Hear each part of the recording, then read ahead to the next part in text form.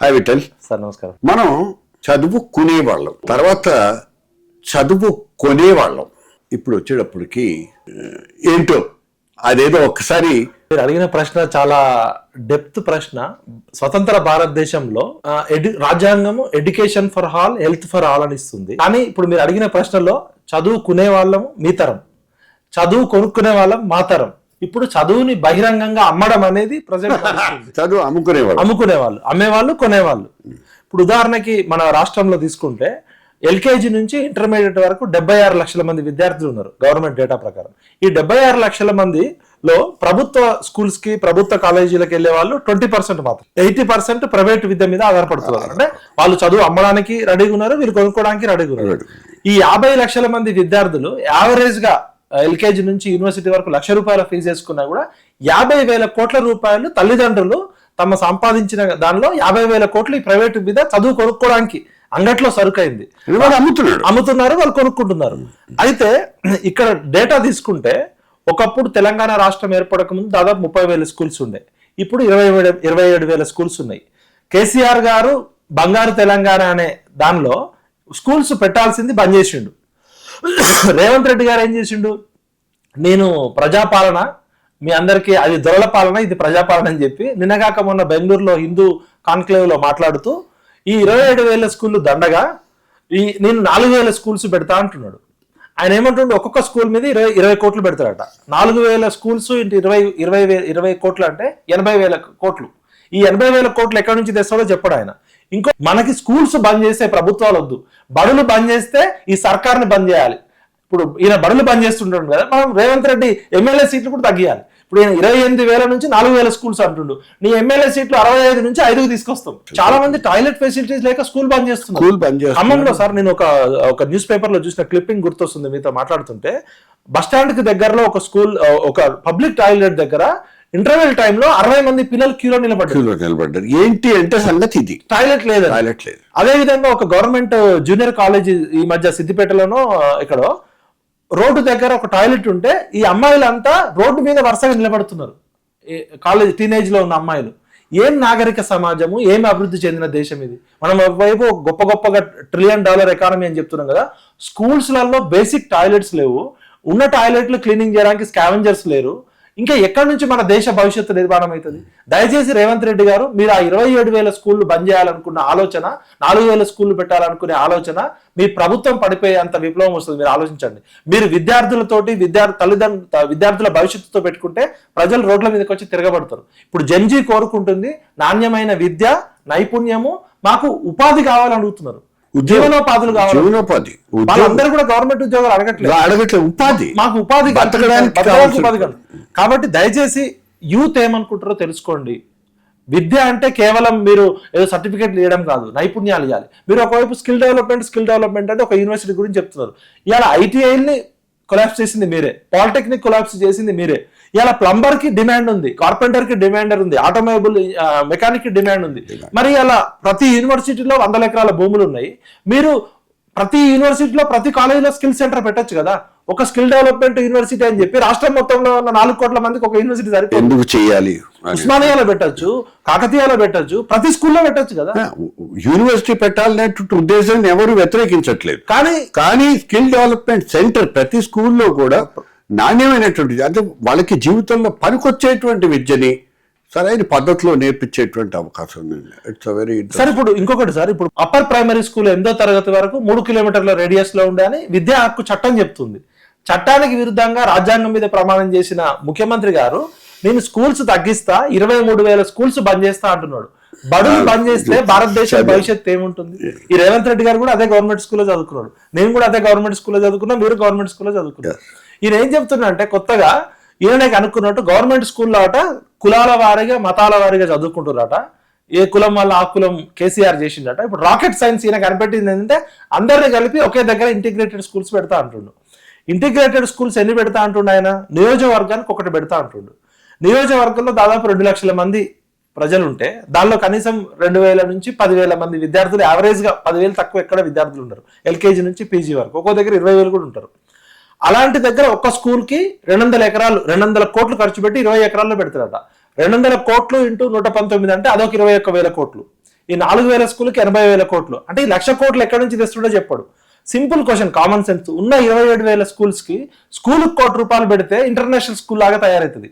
అంటే 27,000 కోట్లు పెడితే అద్భుతంగా స్కూల్స్ నెంబర్ 1 అవుతాయి. కానీ ఈయన ఈ విషయం పక్కకు పెట్టి కొన్ని స్కూళ్ళల్లో బోర్డు ఉంటే చాక్ పీస్ లేదు, చాక్ పీస్ బోర్డు ఉంటే టీచర్ లేడు, టీచర్ ఉంటే ఇంటిగ్రేట్ ఒకటే మల్టీ గ్రేడ్ టీచింగ్ ఉంది. ఆయన సైన్స్ చెప్పాలి, ఆయనే మ్యాథ్స్ చెప్పాలి, ఆయనే సోషల్ చెప్పాలి. ఇట్లా అంటే ప్రతి గవర్నమెంట్ స్కూల్స్ కి ఎకరం నుంచి 2 ఎకరాల ప్లేస్ ఉంది. ఇవాళ మనం ఏ ఊర్లో తీసుకున్నా కూడా గవర్నమెంట్ స్కూల్ అంటే 1 ఎకరం ఉంటుంది. ఈ స్థలాలన్నీ రియల్ ఎస్టేట్ వెంచర్ గా మార్చడానికి చేస్తున్న కుట్ర అని కొంతమంది చెప్తున్నారు. స్కూల్స్ 27,000 గవర్నమెంట్ స్కూల్స్ కి ఆస్తులు ఉన్నాయి, సెంట్రల్లో ప్లేస్లు ఉన్నాయి. ఇవన్నీ మింగడానికి ఈ కొత్తగా 4,000 స్కూల్స్ అని చెప్తున్నారు. నిజంగా ఆయనకి విద్య పట్ల చిత్తశుద్ధి ఉంటే ఎడ్యుకేషన్ ఎక్స్పర్ట్స్ ఏం చెప్తున్నారంటే ప్రీ ప్రైమరీ ఎడ్యుకేషన్ అనేది చాలా ఇంపార్టెంట్. ఎల్కేజీ, యూకేజీ, నర్సరీ అనేది ఇంతవరకు గవర్నమెంట్ లో లేదు. ఈ తల్లిదండ్రులు ఏం చేస్తున్నారు, తమ పిల్లల భవిష్యత్తు కోసము ఇక్కడ పంపిస్తున్నారు. అక్కడ నుంచి కంటిన్యూ అవుతుంది PP1, PP2 అట్లా కంటిన్యూ అవుతుంది. వీళ్ళు గవర్నమెంట్ స్కూల్స్ ఎన్ని చేసినా కూడా డ్రాప్ అవుట్స్ ఎందుకు పెరుగుతున్నాయంటే, ఒక స్కూల్ అంటే 52 రకాల పారామీటర్స్ ఉండాలి. చాక్ పీస్, బ్లాక్ బోర్డు, కూర్చునే బెంచీలు, పిల్లలు తాగడానికి సేఫ్ డ్రింకింగ్ వాటర్, పిల్లలు వెళ్ళడానికి టాయిలెట్స్, గర్ల్స్ కి వాళ్ళకి ఆడుకోవడానికి ప్లేసెస్, టీచర్స్ కి లైఫ్, ఇన్ని పారామీటర్స్ ఉంటే గవర్నమెంట్ స్కూల్స్ ఇప్పుడు వచ్చిన రిపోర్ట్ ప్రకారం తీసుకుంటే, సెంట్రల్ గవర్నమెంట్ ఇచ్చిన రిపోర్ట్ ప్రకారం మన తెలంగాణ జిల్లాలలో వాళ్ళు 782 దేశవ్యాప్తంగా ఉన్న జిల్లాలు తీసుకుంటే, తెలంగాణ జిల్లాలు వేటితో పోటీ పడుతున్నాయి అంటే బీహార్, ఉత్తరప్రదేశ్ తో పోటీ పడుతున్నాయి. వాళ్ళు 600 పాయింట్స్ పెట్టుకుంటే కింద నుంచి టాప్ 5 లో ఉన్నాం మనం. ఈవెన్ మనకన్నా నార్త్ ఈస్ట్ స్టేట్స్ ముందున్నాయి. అంటే ఎంత దురవస్థ. బంగారు తెలంగాణ అంటున్నాం, అన్ని సహజ వనరులు ఉన్న తెలంగాణ, కోటి రత్నాల వీణ అంటున్నాం. మానవ వనరులుండి, సహజ వనరులుండి, ఖనిజ వనరులుండి 3,26,000 కోట్ల బడ్జెట్ ఉన్న తెలంగాణలో ఎడ్యుకేషన్ కి యావరేజ్ గా 15% పెట్టాల్సింది. ఎడ్యుకేషన్ కమిషన్ ఇచ్చిన రిపోర్ట్ 18%, వీళ్ళు పెడుతుంది 7%. ఈ 7% జీతాలకే పోతుంది. మరి పిల్లల వికాసానికి కానీ, రీసెర్చ్ కానీ, ప్లే గ్రౌండ్స్ కానీ. ఇప్పుడు ఇంకోటి ఏంటంటే, కొత్తగా 27,000 మంది టీచర్ల మీద క్రిమినల్ కేసులు పెట్టాలి ఇప్పుడు. ఎందుకంటే మొన్న బడిబాట అని చెప్పి మొన్న 1 month సెలవుల్లో పిల్లలు, సర్పంచులు బడిబాట అని ఫ్లెక్సీలు, బ్యానర్లు పట్టుకొని ఇంటింటికి పోయి గవర్నమెంట్ స్కూల్ కి రండి అని చెప్పారు. ఏం చెప్పారు పిల్లలకంటే, మీరు గవర్నమెంట్ స్కూల్ కి వస్తే మేము వడ పెడతాం, ఇడ్లీ పెడతాం, దోశ పెడతాం, పూరి పెడతాం, బ్రేక్ఫాస్ట్ ఇస్తామని చెప్పారు. నేను కొంచెం డెప్త్ గా రీసెర్చ్ చేస్తే 27,000 స్కూల్స్ లో బ్రేక్ఫాస్ట్ సౌకర్యము లేదు. ఓన్లీ 1000 స్కూల్స్ కి మాత్రమే బ్రేక్ఫాస్ట్ పెట్టే సౌకర్యం ఉంది. అంటే 27,000 మంది స్కూల్స్ టీచర్లని, సర్పంచులని ప్రభుత్వము ఫేక్ ప్రామిస్ ఇచ్చి మీకు వడ ఇస్తాం, ఆశ, దోశ, అప్పడం అన్నట్టు స్కూల్ కి రమ్మంటుంది. కానీ నిజంగా అది కూడా లేదు. చివరికి చిన్నపిల్లలు ఆశ, దోశ, అప్పడం అన్నట్టు బ్రేక్ఫాస్ట్ సౌకర్యం ఇస్తాము, ఇప్పటికీ మధ్యాహ్న భోజనం పెడుతున్నాము, బట్టలు ఇస్తున్నాము, పుస్తకాలు ఇస్తున్నాము. అయినా గవర్నమెంట్ స్కూల్కి ఎందుకు రావట్లేదంటే, పిల్లలు మీరు పెట్టే తిండి కోసం రారు గవర్నమెంట్ స్కూల్కి. వాళ్ళ తల్లిదండ్రులు తమ పిల్లల భవిష్యత్తు కోసం ఎక్కడ బాగుంటుందో అక్కడికి పంపిస్తారు. భారతదేశ భవిష్యత్తు క్లాస్ రూమ్ లో ఉంటుందని చెప్పి మనకి సర్వేపల్లి రాధాకృష్ణన్ గారు, మహాత్మా గాంధీ గారు చెప్పారు. అలాంటిది రాజ్యాంగం మీద ప్రమాణం చేసిన ఎమ్మెల్యేలు, ఎంపీలు తమ పిల్లలనేమో గవర్నమెంట్ స్కూల్స్ కి పంపరు, తమ పిల్లలు ఇంటర్నేషనల్ స్కూల్స్ కి వెళ్తారు. అందరికీ గవర్నమెంట్ జాబ్ రావాలి, అందరికీ గవర్నమెంట్ ఫెసిలిటీస్ కావాలని ఏ ఒక్కరు కూడా గవర్నమెంట్ స్కూల్స్ కి పంపడానికి ఇష్టపడరు. టీచర్లతో సహా ఏ ఒక్కరు కూడా గవర్నమెంట్ హాస్పిటల్కి పోరు.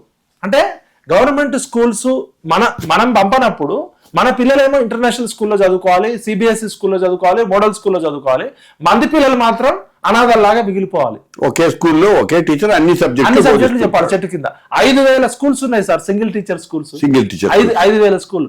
ఆ ఒక్క టీచరు ఎన్ని పాఠాలు చెప్పగలుగుతాడు? అక్కడ క్లాస్ రూమ్ ఉంటే బోర్డు ఉండదు, బోర్డు ఉంటే చాక్ పీస్ ఉండదు, 2 ఉంటే బెంచీలు ఉండవు, బెంచీలు ఉంటే కుర్చీలు ఉండవు, కుర్చీలు ఉంటే ఫ్యాన్ ఉండదు, ఫ్యాన్ ఉంటే లైట్ ఉండదు, 2 ఉంటే టాయిలెట్లు ఉండవు, బెల్లు కొట్టేటోడు కూడా లేడు సార్. ఇవన్నీ కాదు, పైకప్పులు కూడా పెచ్చినోడు పడిపోతున్నాయి, చెట్ల కింద కూర్చొని చేసినట్టు. ఇక్కడ తార్నాక దగ్గర విజయ డైరీలో పనిచేసే వర్కర్స్ మొన్న హైకోర్టులో కంప్లైంట్ చేశారు. ఆ స్కూల్ కూలిపోయేటట్టు ఉంది, 10 మంది కంప్లైంట్ చేశారు వర్కర్లు, తమ పిల్లలు చదువుతున్న స్కూల్. ఇంకొక దగ్గర సిటీలో మంచిగా ఉన్న స్కూల్ కూలగొట్టి కొత్త స్కూల్ కడతామని 5 సంవత్సరాలు ఇంతవరకు స్కూల్ లేదు వాళ్ళకి. ఉన్న స్కూల్ కూలగొట్టారు. కూలగొట్టారు, ఇక చెట్టు రోడ్డు మీద. ఇదే రోజుల్లో సిద్దిపేటలో ఒక స్కూల్ ఉంది, గీతా నగర్ స్కూల్ అని. ఆ స్కూల్లో ఎంట్రన్స్ కోసం అడ్మిషన్ కోసం ఎంట్రన్స్ పెట్టే పరిస్థితి ఉంది ఇదే గవర్నమెంట్ స్కూల్లో. నిజామాబాద్ బీబీపేటలో మా మిత్రుడు సుభాష్ రెడ్డి గారు కట్టారు. అది ఇండియాలో బెస్ట్ గవర్నమెంట్ స్కూల్స్, ఏ స్కూల్ కూడా పోటీ పడనంత ఇన్ఫ్రాస్ట్రక్చర్ ఉంది. అంటే ఒక వ్యక్తి తలుచుకుంటే గవర్నమెంట్ స్కూల్ ఇండియాలో బెస్ట్. కానీ ఈ ప్రభుత్వాలు, ఎమ్మెల్యేలు, ఎంపీలు ఇన్ని లక్షల కోట్ల బడ్జెట్ ఉండి కనీసం టాయిలెట్లు ఫెసిలిటీస్ లేవు. అమ్మాయిలు టాయిలెట్ వెళ్ళడానికి ఇబ్బంది పడుతూ రోడ్డు అవతల క్యూ కడుతున్నారు కొన్ని స్కూల్స్లలో. బేసిక్ శానిటేషన్ లేదు, డ్రింకింగ్ వాటర్ లేదు, స్కావెంజర్ పోస్టులు లేదు, టీచర్లే ఉడుచుకునే పరిస్థితి ఏర్పడింది. అయ్యా రేవంత్ రెడ్డి గారు, మీరు ఏం కొత్తగా ఎక్స్పెరిమెంట్ చేయొద్దు. ఉన్న స్కూల్స్ కి కనీసము బేసిక్ ఫెసిలిటీస్ ఇవ్వండి, బడ్జెట్ లో 15% పెట్టండి. వేరే దేశాలు, అభివృద్ధి చెందిన దేశాలు కూడా ఇంకా ఎడ్యుకేషన్ మీద పెడుతున్నాయి. వాళ్ళకి చేయడానికి ఏం లేకపోయినా కూడా ఎడ్యుకేషన్ రీసెర్చ్ మీద, స్కిల్ డెవలప్మెంట్ మీద పెడుతున్నాయి. ఆఫ్రికా లాంటి దేశాలు, మనకన్నా పేదరికం ఉన్న దేశాలు 20% పెడుతున్నాయి. బీహార్ బడ్జెట్ 22%, 20% పెడుతుంది బీహార్ ఎడ్యుకేషన్ మీద. మనం 7%. సిగ్గుపడాలి. ఒకవైపు మీరు క్యాంపెయిన్ చేయకపోయి పొలిటికల్ ప్రవచనాలు చెప్తూ బీహార్ని అవమానం చేస్తారు కదా, బీహార్ ఇలా 20% ఎక్కువ పెడుతుంది బడ్జెట్ కి. కేసీఆర్ బంగారు తెలంగాణ పేరుతో బతుకులు ఆగం చేసిండు, అప్పుల కుప్ప చేసిండు, కచరా పాలన చేసిండు అని ఈయన ప్రజాపాలన పేరుతో దొరల పాలన వద్దు ప్రజాపాలన అని చెప్పిన రేవంత్ రెడ్డి గారు ఈ 2.5 సంవత్సరాల్లో ఒక్క కొత్త స్కూల్ కట్టలే. ఇంకొకటి ఏంటంటే విచిత్రం సార్, హైదరాబాద్ లో దాదాపు 8 లక్షల మంది విద్యార్థులు ఉన్నారు, స్కూల్ విద్యార్థులు. ఇటీవల ఒక ఎన్జిఓ ప్రాథమిక విద్యార్థి స్కూల్ చదివితే దానిలో వాళ్ళు ఒక 300 డివిజన్లు ఉంటే ఒక 30 డివిజన్లలో రీసెర్చ్ చేస్తే 2 లక్షల మంది విద్యార్థులు తీసుకుంటే 1,75,000 మంది ప్రైవేట్ స్కూల్స్కి వెళ్తున్నారు. అంటే 12.5% మాత్రమే గవర్నమెంట్ స్కూల్స్కి వెళ్తున్నారు. 2000 సంవత్సరం నుంచి ఇప్పటి వరకు ఒక కొత్త గవర్నమెంట్ స్కూల్ లేదు. అంటే 26 సంవత్సరాల్లో ఒక కొత్త గవర్నమెంట్ స్కూల్ కట్టలే మనం హైదరాబాద్ లో. హైదరాబాద్ జనాభా దాదాపు 2 కోట్ల మందికి వచ్చింది. 2 కోట్ల మంది నివసిస్తున్న హైదరాబాద్ నగరంలో 26 సంవత్సరాల నుంచి ఒక్క స్కూల్ కూడా కట్టలేదంటే ఈ ప్రభుత్వాలని నాగరిక సమాజంలో ఏమనాలి? ఈ రాజకీయ నాయకులను ఉరిదీసినా కూడా తప్పులేదు. వాళ్ళు ఏం చేయకపోగా విధ్వంసం చేస్తున్నారు, విద్యని విధ్వంసం చేస్తున్నారు. ఎందుకంటే చదువుకుంటే జ్ఞానం వస్తుంది, జ్ఞానం వస్తే ప్రశ్నిస్తారు, ప్రశ్నిస్తే ప్రభుత్వాలు పడిపోతాయనే భయంతో ఇది ఒక డిజైన్డ్ గా జరుగుతుంది. ఒకవైపు ప్రైవేట్ యూనివర్సిటీలు పెరుగుతున్నాయి, గవర్నమెంట్ యూనివర్సిటీలు రావట్లేదు. అంటే ఇది ప్లాన్ ప్రకారము పేద బడుగు బలహీన వర్గాలకి విద్యను దూరం చేయడమే.